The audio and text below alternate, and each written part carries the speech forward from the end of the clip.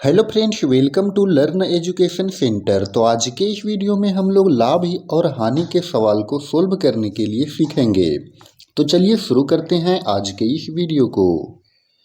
तो देखिए यहाँ पर क्वेश्चन है, एक घड़ी को 250 रुपया में खरीद कर 300 रुपया में बेचा जाता है, तो लाभ या हानि प्रतिशत ज्ञात कीजिए। तो चलिए इस क्वेश्चन को हम लोग बनाते हैं। तो यहाँ पर देखिए दो राशि दिया हुआ है, एक है यहाँ पर 250 रुपया और एक है 300 रुपया। तो यहाँ पर देखिए 250 रुपया क्या है, तो 250 रुपया है क्रय मूल्य।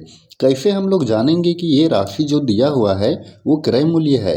तो देखिए जिस मूल्य पर कोई भी वस्तु जब खरीदी जाती है तो उस मूल्य को कहते हैं क्रय मूल्य। यानी कि 250 रुपया में वस्तु को यानी कि घड़ी को खरीदा गया, तो ये हो गया क्रय मूल्य। तो लिखेंगे क्रय मूल्य कितना रुपया है, 250 रुपया। लिख दिए 250 रुपया। उसके बाद इसको बेचा गया, 300 रुपया में बेचा जाता है। यानी कि जिस मूल्य पर कोई भी वस्तु को बेची जाती है वो कहलाता है विक्रय मूल्य। तो यहाँ पर विक्रय मूल्य कितना रुपया हो गया, विक्रय मूल्य हो गया 300 रुपया। अब यहाँ पर बोला गया कि लाभ या हानि प्रतिशत ज्ञात कीजिए। अब यहाँ पर दिमाग भिड़ाना पड़ेगा।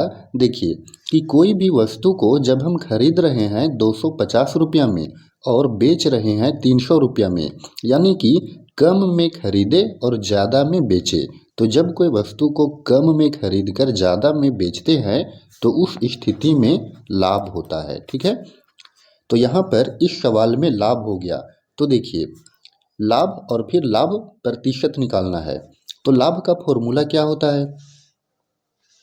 लाभ का फॉर्मूला हो जाएगा विक्रय मूल्य माइनस क्रय मूल्य, विक्रय मूल्य माइनस क्रय मूल्य।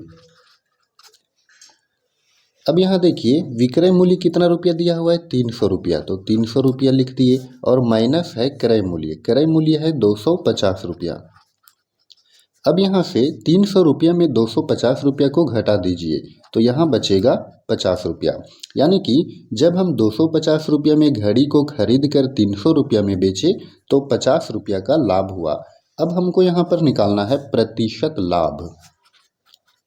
तो प्रतिशत लाभ का सूत्र होता है लाभ गुना 100 और बटा में क्रय मूल्य। चाहे वो लाभ प्रतिशत हो या तो हानि प्रतिशत हो, क्रय मूल्य पर निकलता है, बटा में रहता है क्रय मूल्य। अब यहाँ पर देखिए लाभ जो है वो निकला है 50 रुपया और गुना 100 और बटा में क्रय मूल्य। क्रय मूल्य कितना रुपया दिया हुआ है, 250 रुपया। तो यहाँ लिख दिए 250। अब देखिए एक जीरो से एक जीरो कट गया और यहाँ कट गया 25 चौके 100। तो यहाँ देखिए अंश में क्या बचा, 5 और 4, यानी कि 5 गुना 4। तो ये 5 चौका 20। तो ये हो गया 20% लाभ हो गया। तो कहने का मतलब ये है कि इस सौदा में 20% का लाभ हुआ। अब हम चलते हैं नेक्स्ट क्वेश्चन में। देखिए इस सवाल में क्रय मूल्य दिया हुआ है 400 रुपया और विक्रय मूल्य दिया हुआ है 380 रुपया। यानी कि कोई भी वस्तु को 400 रुपया में खरीद कर 380 रुपया में बेचा जाता है, तो इस सौदा में लाभ होगा या हानि, वो हमें ज्ञात करना है। अगर लाभ होगा तो लाभ प्रतिशत निकालेंगे और अगर हानि होगा तो हानि प्रतिशत निकालेंगे। तो देखिए क्रय मूल्य दिया हुआ है 400 रुपया और विक्रय मूल्य दिया हुआ है 380 रुपया। यानी कि कोई भी वस्तु को 400 रुपया में खरीदे और 380 रुपया में बेचे। तो यहाँ पर अमाउंट देखिए ज़्यादा रुपया में खरीद रहे हैं और उससे कम में बेच रहे हैं, तो इस स्थिति में हो जाएगा हानि। तो हानि का सूत्र क्या होता है, क्रय मूल्य माइनस विक्रय मूल्य। तो यहाँ पर देखिए क्रय मूल्य दिया हुआ है 400 रुपया, तो 400 रुपया लिखे और माइनस विक्रय मूल्य, विक्रय मूल्य है 380 रुपया। तो यहाँ पर देखिए 400 रुपया में 380 रुपया को माइनस कर दिए तो यहाँ बच गया 20 रुपया। यानी कि इस सौदा में 20 रुपया का हानि हुआ।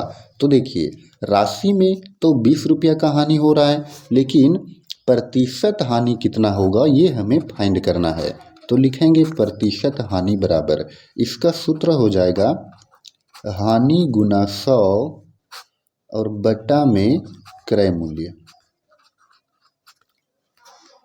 देखिए हानि कितना है, हानि है 20 रुपया गुना 100 और बटा में क्रय मूल्य, क्रय मूल्य कितना था, क्रय मूल्य था 400, तो यहाँ 400 लिखे।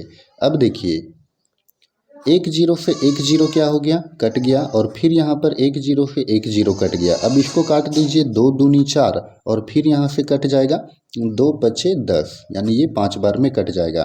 तो इस तरह से इस सौदा में 5% का हानि हुआ।